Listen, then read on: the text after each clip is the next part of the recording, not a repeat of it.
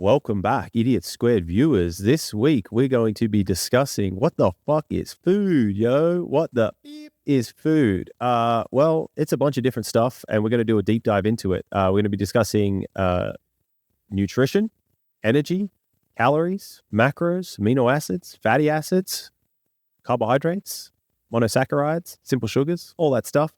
Stay tuned. We've got a map of this stuff, and it's visually appealing, in my opinion. Polska, how you doing? I'm doing well, bro. How are you?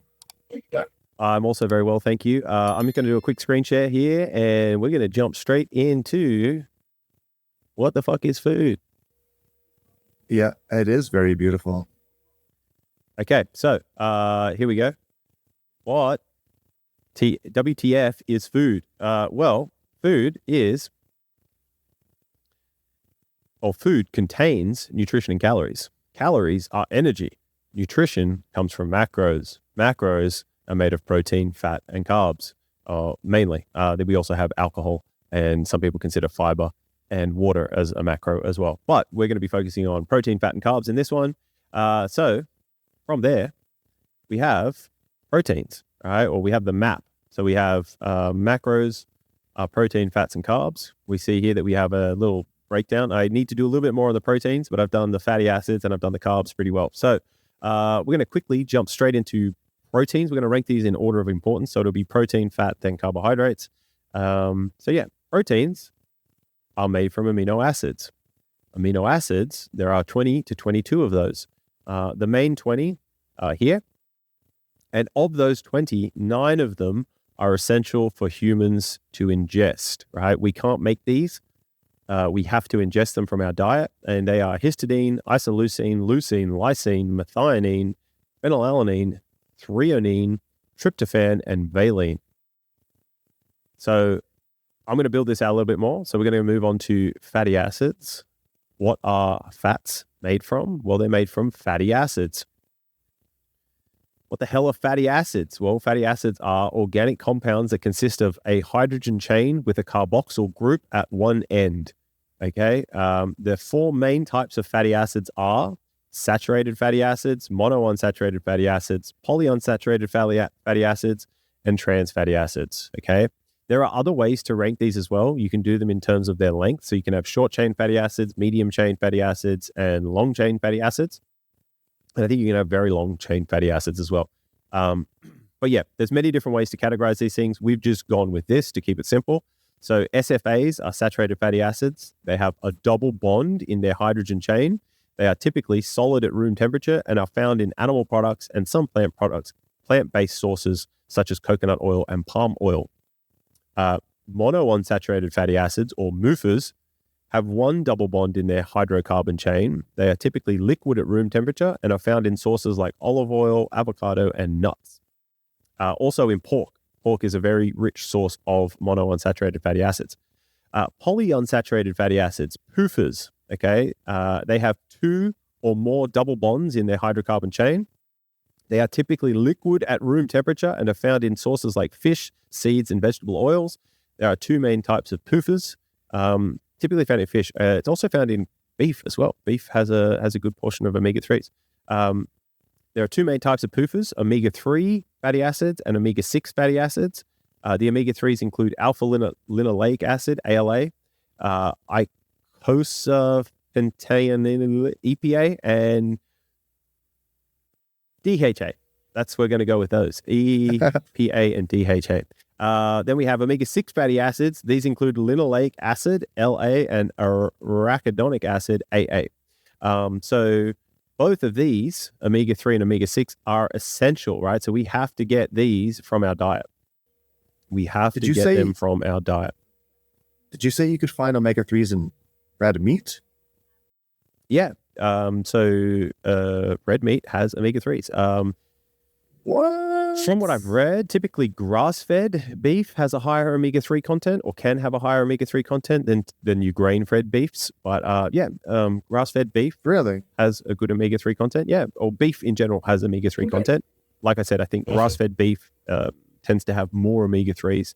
We can pull a bit of that up. I've actually got a huge amount of nutritional data on these products. Damn. Yeah. So the last one is the trans fatty acids.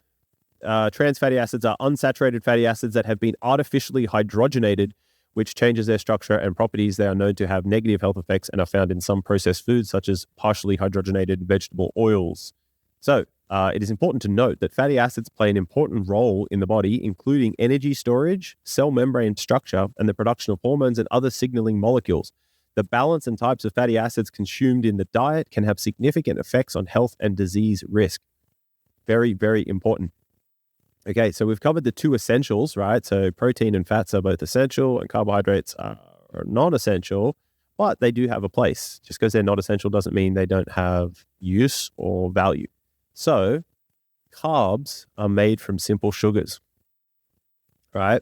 Simple sugars are monosaccharides, which are the building blocks for more complex carbohydrates, or they're building blocks of more complex carbohydrates. There are three main monosaccharides, and they are glucose, fructose, and galactose. Okay. Glucose is a 6-carbon sugar that is the primary source of energy for cells in the body. Is found in many foods, including fruits, vegetables, and grains. Fructose is a 6-carbon sugar that is found naturally in fruits, honey, and some vegetables. It is also used as a sweetener in processed foods and beverages. Galactose is a 6-carbon sugar that is less common in nature. It is mainly found in dairy products and is a component of lactose, the sugar in milk. So these monosaccharides can combine to form more complex carbohydrates. So we go from simple to complex, and in our bodies, we typically go from complex to simple. So part of the digestion phase is breaking the complex carbohydrates down into simpler forms, okay? So we have the more complex forms are disaccharides, oligosaccharides, and polysaccharides, right? They're the three main forms of the more complex carbohydrates. So disaccharides, the word di there is a key. These are formed when two monosaccharides link together, right? Hence the di. Examples include sucrose or table sugar, which is glucose plus fructose, lactose, which is milk sugar, which is glucose plus galactose, and then we have maltose or malt sugar, which is glucose plus glucose. Okay, so again, you're taking the monosaccharides and combining them together to create a disaccharide. Hence why there's two things plus together here, and that's a more complex form. Then we go down into more complex.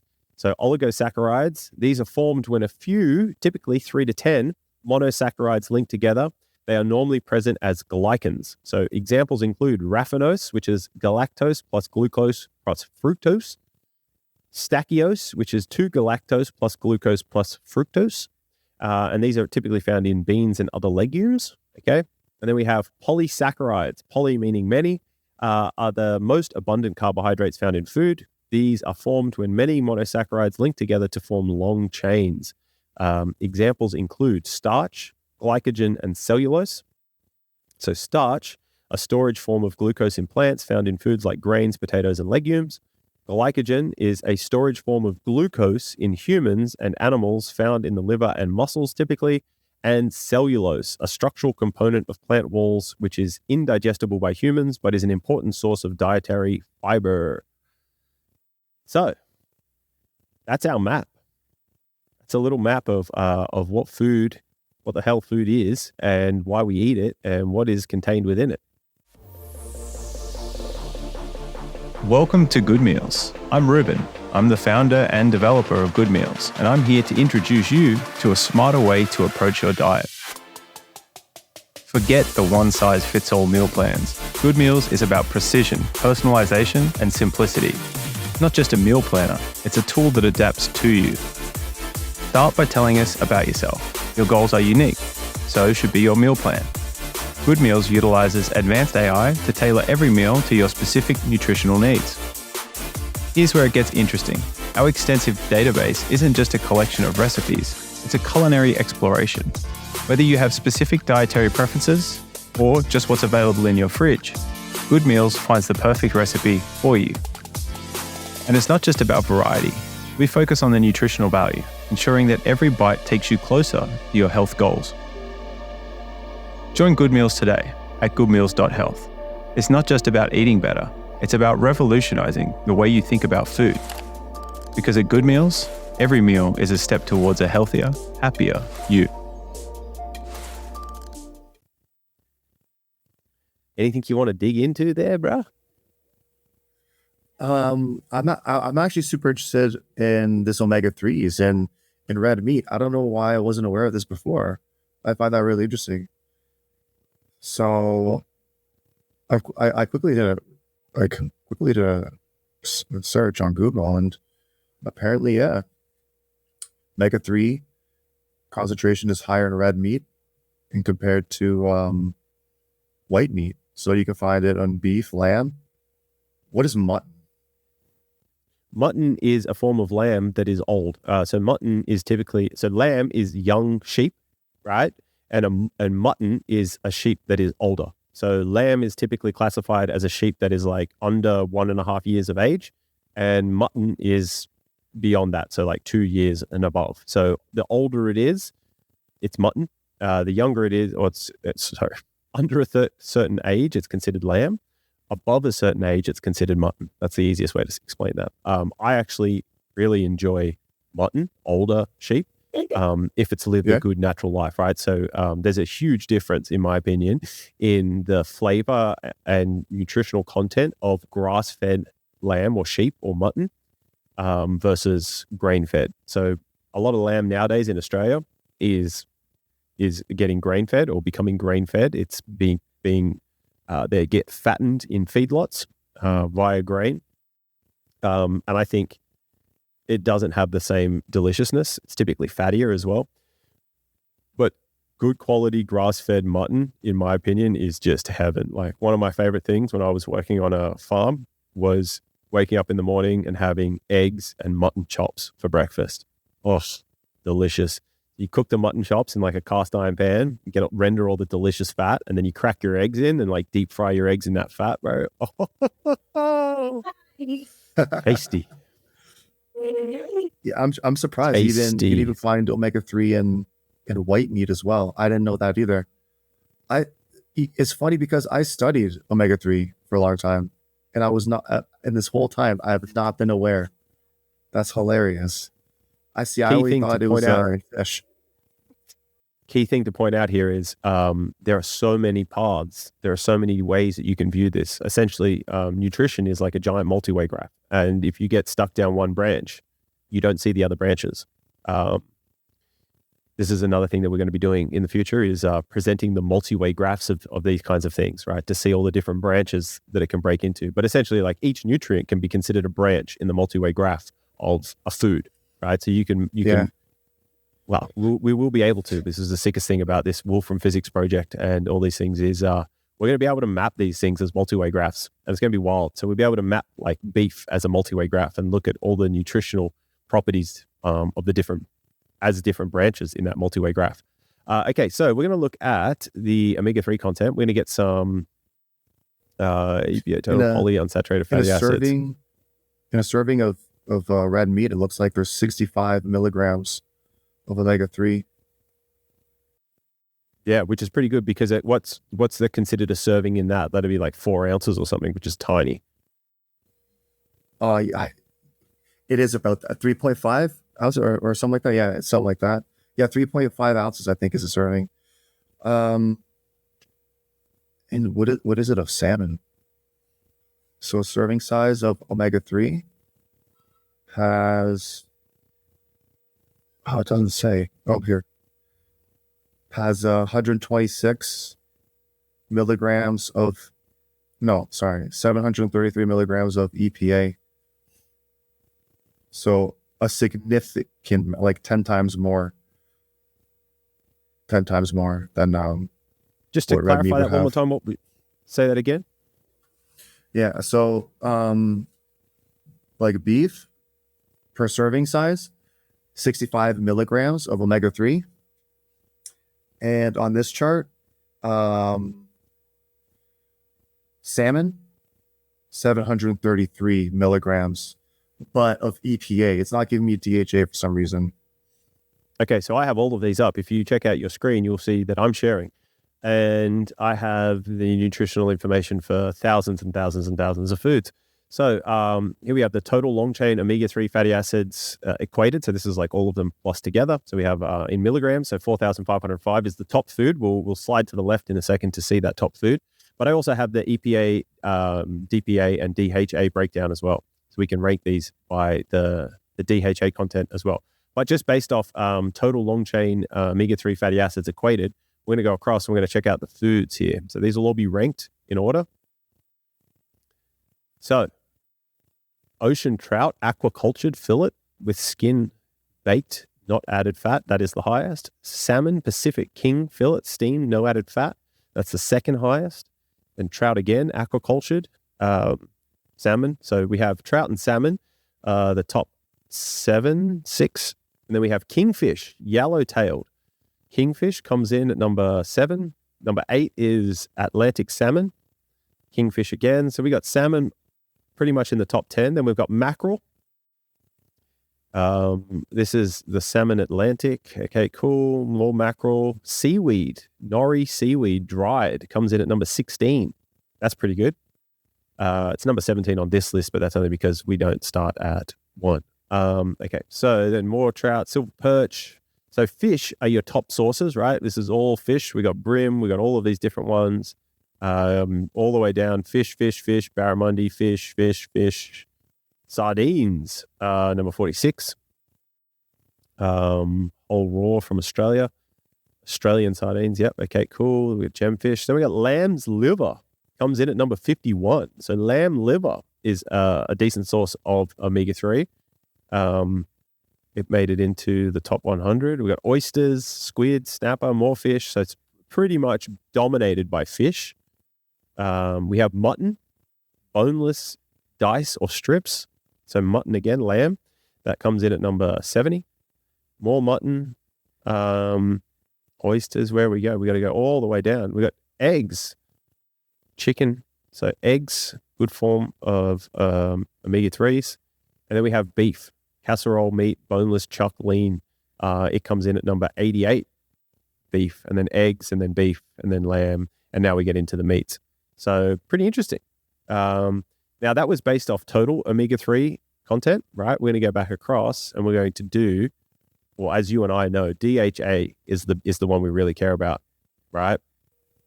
So we're going to rank these based off. It depends what you're looking for, but yeah, generally. Well, they say for the brain, right? Yeah. But they also say like high DHA for the brain. Yeah. So we can just tell from this, right? So we can see here that it's essentially an order of magnitude difference between the top 2, 3, right? And then coming down here into like the 40, 46s, 47, 48, it's about an order of magnitude difference. So the top sources really have a lot. And then as you get down lower and lower, it drops off. Okay, so we're dropping off quite a bit, but we stay like, well, we get down into these digits, right? So down into the 143 is like 34, 33, 34 milligrams, okay?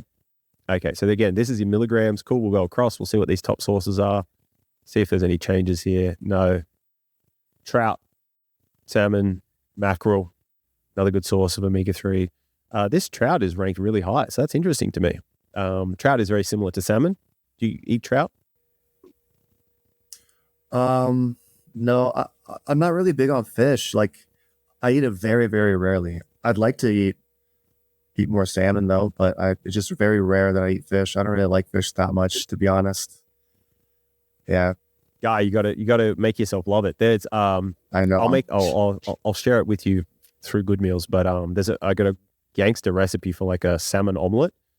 Delicious. And you just use the tin salmon. Also important to note that in this list of nutritional information that I'm currently showing, there are no tinned salmon nutritional information. I'll be adding that soon. So they are very likely going to be up the top here as well. So there is some tin stuff, salmon red brine, but this is old data, so I need to update it, right?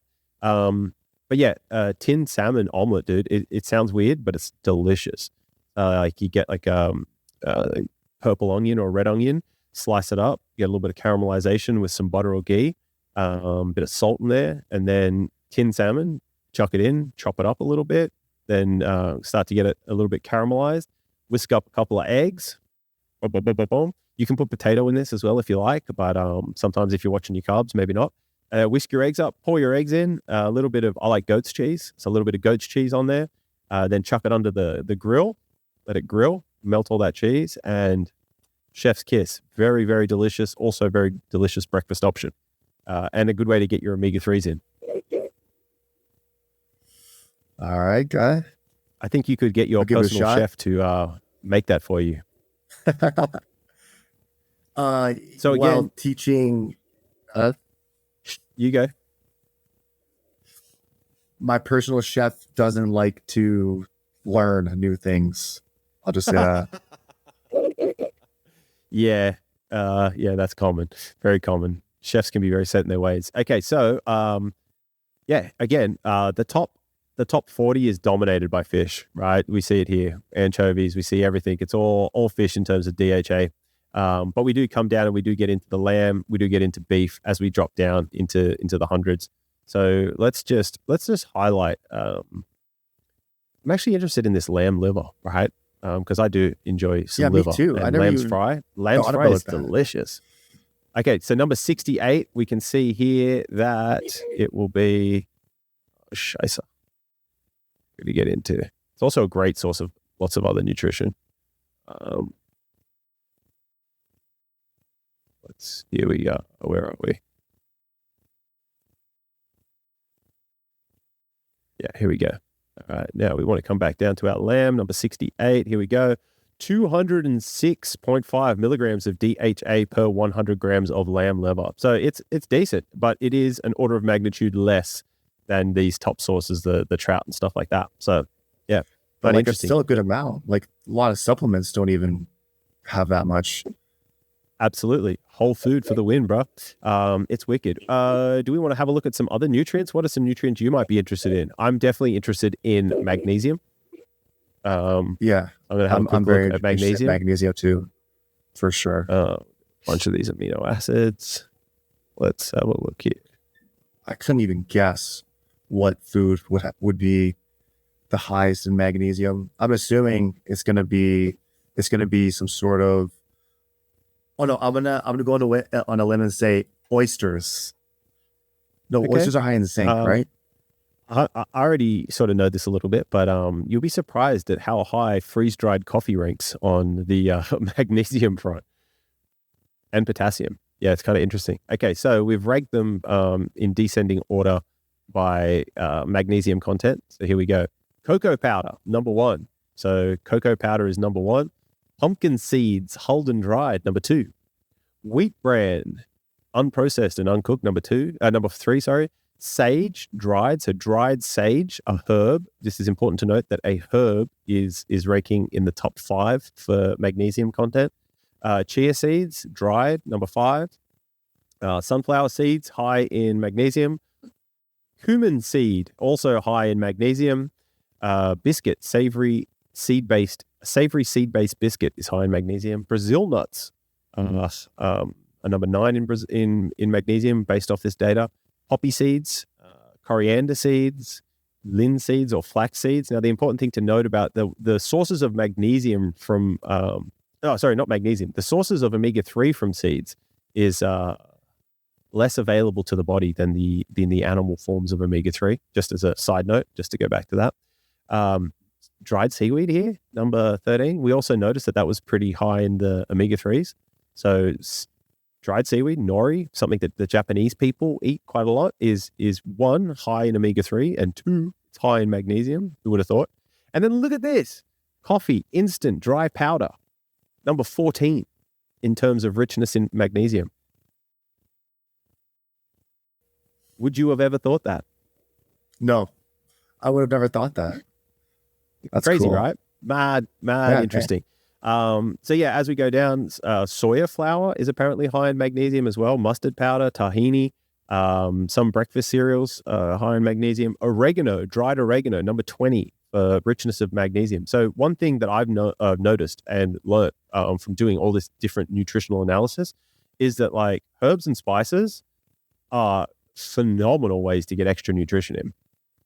So for me, something that I add to like almost everything that I cook is oregano. Like oregano has so many, it's rich in, is a rich source of nutrition on one aspect, but on top of that, beyond just the essential nutrition, it has many flavonoids and phytochemicals that are very good, like, and have very good antimicrobial, antibacterial properties as well.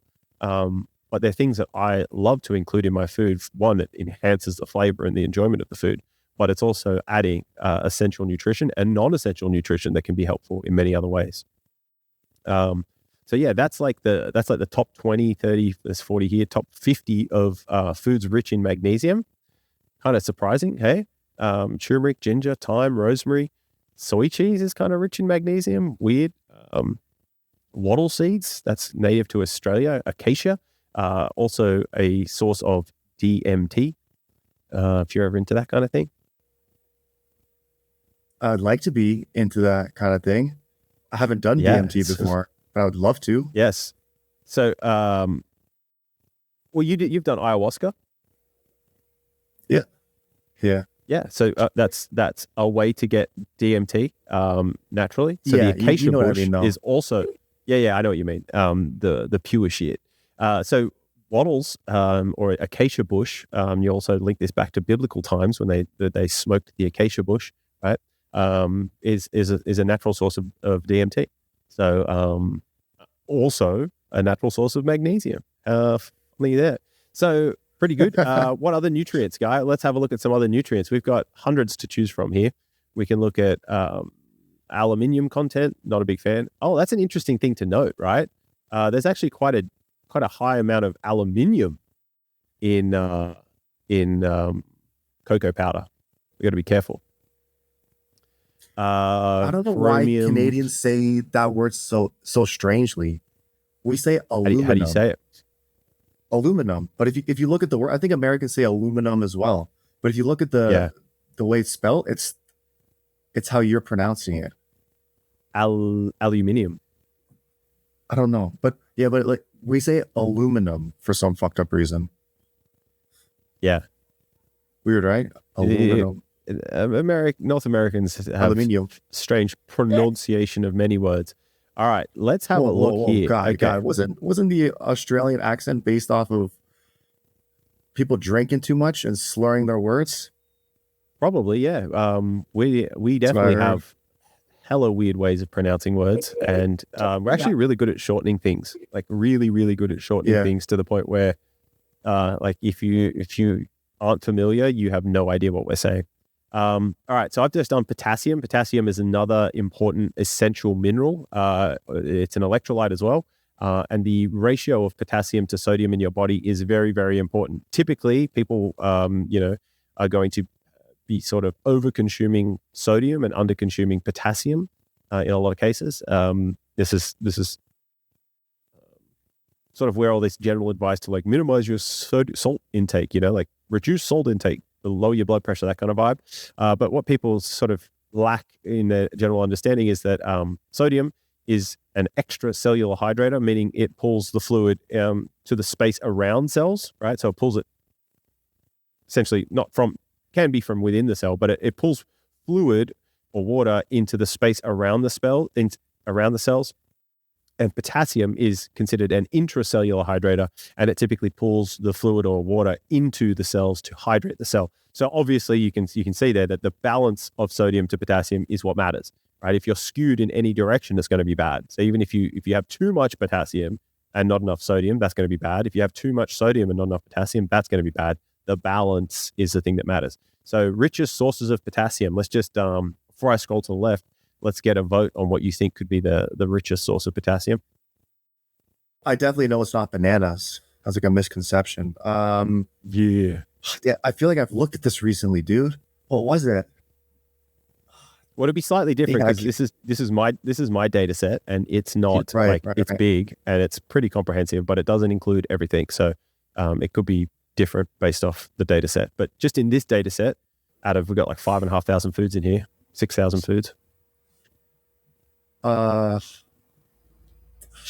don't know. What do you think it is? I didn't have a guess. I'm going to say that freeze-dried coffee could be up here. I'll let that coffee. All right, let's guy. just go. We'll just go across. So, I'll just quickly, sorry, just while we're here. So 50,000 milligrams is the top one. 50,000 milligrams is the top food. Then the next one is 16,000 milligrams. So more than half as much. Oh, damn. In the next one. And then then it halves again, right? So it halves again down to 8,000. Then it halves again down to 4,000. And then it starts to sort of level out. So we can start to see it. And then the next, all the way down to 45 is in the thousands. And then below that, it's still up into the high 900s, drops into the 800s. And we stay up into the 600s, mid 600s for the top 100, okay? So let's cruise across. Let's see what's cranking out 50,000 milligrams of potassium. But maybe it might be a berry. My guess is going to be, it's going to be a berry now. Guy, it is salt substitute potassium chloride. Of course, that's going to be rich in potassium because it is potassium. So there you go. Great source of dietary potassium chloride. Cream of tartar is another ingredient used in baking. Again, it's going to be rich in potassium because of its chemical composition. Baking powder, sodium bicarbonate, is also high in potassium. Then cocoa powder, right? So cocoa powder, this is why people often refer to cocoa powder as being a superfood, is because it's high in a bunch of stuff, minerals, and also in flavonoids and a whole bunch of other compounds that are pretty good. Then we got coffee, man. Freeze-dried coffee again. How crazy is that? Damn, nice guy. Yeah, all right. But, I will say that consuming 100 grams of freeze-dried coffee is a fucking lot of coffee, dude. That's a lot of coffee. That's a problem with some of these herbs, right? Like they're high. Yeah. Like oregano was high in magnesium, was it?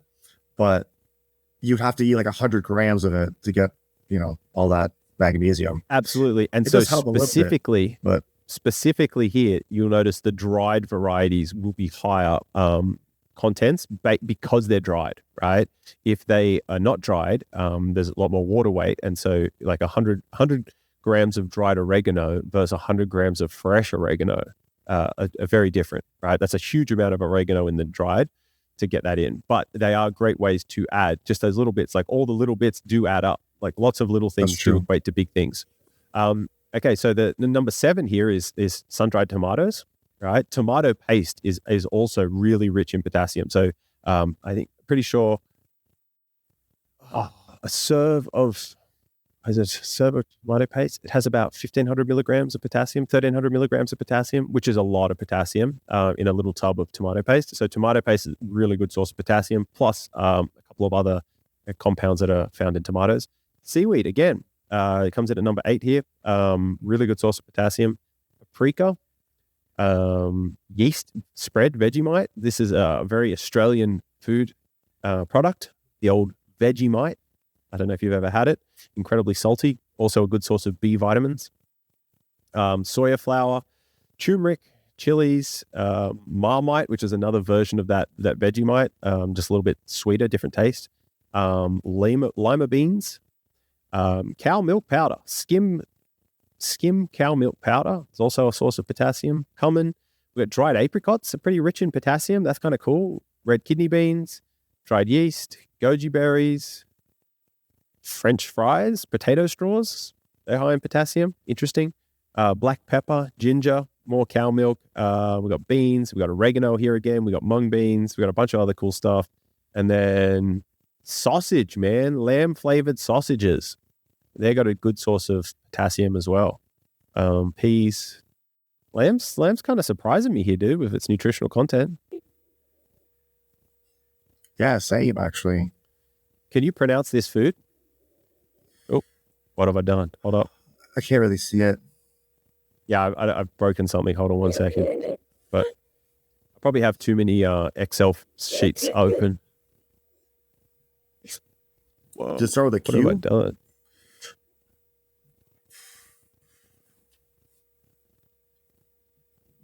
Well, did the word start with a Q? Yeah, it was a Q. It's called Kwangdong. It's an Australian native. Kwangdong. Yeah, it's called bush tucker. Bush tucker. But yeah, Kwangdong. It's very interesting. It's Australian native bush tucker. Trying to make it a big thing right now in Australia. They're trying to push it. I think I have done some stuff and accidentally broken my data set, but I can fix that. No worries. Anything else that you're interested in looking at nutrition wise? Any other nutrients that you think you might be missing in your daily diet? Oh no, I've been feeling pretty good. So I think that's a good sign that I might be Nourished? getting some good nourishment. But I'm for sure lacking something, right? I know I'm eating well, but I could definitely improve in terms of, like, I'm not eating unhealthy foods, but for example, I never eat fish. So Yeah. and I'm Might not have to get you I'm onto currently some, not supplementing with omega-3s, dude. Bro, Yeah. you got to look after that for sure. Yeah. I know, Okay. So I know it's my favorite supplement. luckily, in the next few weeks, we're going to have this feature in Good Meals, where you will be able to just say you want to get your levels of omega-3 up, and it'll construct meals for you that are rich in omega-3s. We're going to have the micronutrient feature, so that'll be a couple of weeks. It's pretty hard to get all that to work, but this is what we're doing this data set for. So I just quickly click zinc. Right, zinc is a big one. Zinc's really important for immune function. We know that through the dark times of unmentionable virus name 19 and all of that zinc was actually really important for people's immune systems and to help minimize the symptoms of said unspeakable name. So I just click zinc. We've ranked them. We can see that the top one is 20, and then the top 10, the top 7 or 8 are actually have 10 milligrams of zinc, and then it kind of drops off, but it flatlines out at about 7, 6, and it just gradually or slowly decreases from there. So we're going to have a look at the top sources of zinc just quickly. The good old oyster, reign true. So oysters, top source. Yeast, dry yeast. That's kind of interesting. Source of zinc. More oysters. Tomatoes, sun-dried tomatoes have a decent quantity of zinc as well. More oysters. Lamb, bro. Look at lamb. Lamb and mutton, dude. Yo, lamb is like shit. The king food of today's pod, guy. Yeah. The VIP. Definitely. It's a surprise. Or the MVP. MVP. It's the dark sheep here. It is the dark sheep. Okay, so beef up here as well. Beef steak, rump steak, all that kind of stuff. Poppy seeds are pretty high in zinc. Goat meat is number 21 here.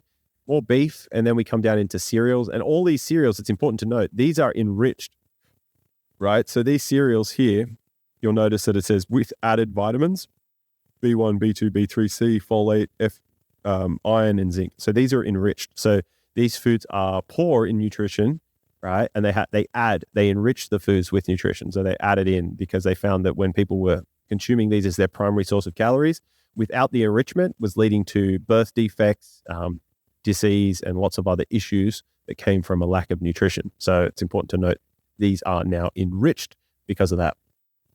Well, look at this beef, man. Meat is ranking pretty high with zinc, which is kind of interesting. But what I find interesting is we know that there's essential stuff for our bodies like we need to consume for our bodies to function, right? Like we know that there is. But like as technologically advanced as we are and as much progress as we've made as humans, how come this isn't something that like we focus on more, you know? I think it's an interesting question. Like we know all this stuff. We know that there's essential nutrition. We now have the ability to test foods to see the nutritional content of different foods. We have massive industrial production of foods. We have all this technology. We've made all of this progress in a sense. Yet food is one of the things that we just kind of like willy-nilly choose. Like we're not really making informed or knowledge-based decisions with what we eat broadly. There are people who do, for sure, but broadly we don't. I just find that fascinating. Yeah. It's almost like the world is trying to make us all vegan, guy. There's a big push for that. My hot take on veganism is if you want to do it, go for it. But there is a case to be made that it is de-evolutionary.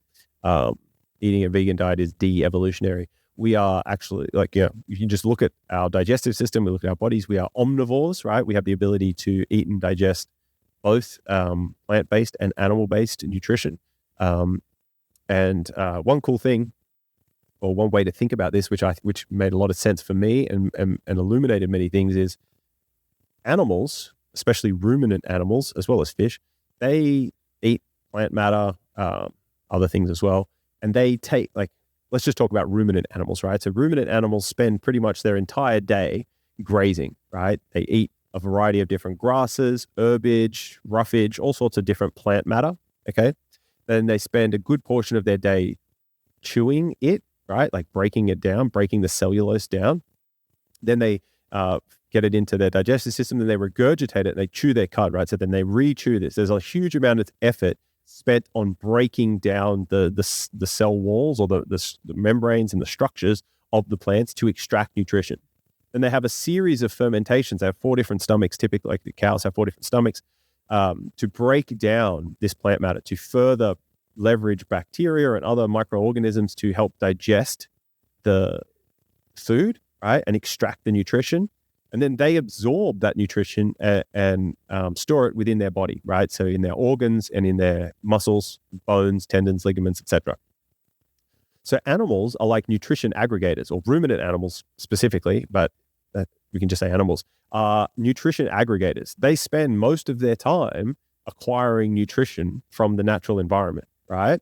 And then they store that in a very convenient package that we can then just hunt or kill, and we can then have access to that nutrition. So it's a huge performance hack, the ability to consume animal-based products. And it allows us to spend more of our time and energy on doing creative work and building that whole thing out, right? I find it very, very interesting that there is a huge push to sort of de-evolve, to go back and try and spend most of our time eating and trying to digest and extract nutrition from plant sources. But yeah, that's kind of like my hot take on that. I just wanted to bring your attention to this horrific video that I just found. Horrific, 7 machines. okay. Well, yeah, just look at how these machines, look at how the machines and how these farmers are treating these crops, dude. Like they're killing these crops by the thousands per the second. I mean, dude, look at the amount of death that's occurring right now. Look at the amount of death that's occurring, bro. Wow. And how fast it is, guy. Like look at this. A machine just murdering a strawberry. Look at all these dead strawberries. Like, you call this true. Humanitarian? Dude. Well, it is true. It's just that we perceive, it doesn't, because it's plants function on different timescales, but also their form of life is foreign to us in a sense, whereas animals seem to be closer. I think that's why a lot of people get up in arms about the animal cruelty. But turns out plants can also feel this kind of stuff, and plants know. Like they're doing analysis on this, and they're realizing that plants do scream when you take their strawberry or whatever. And so it is. This is the hard part about being a living being in this universe is you can't do no harm.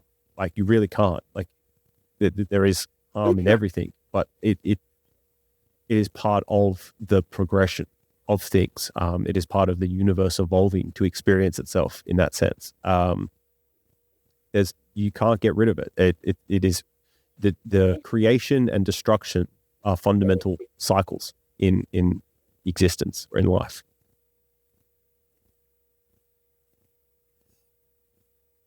All right, guy. I think it's a wrap.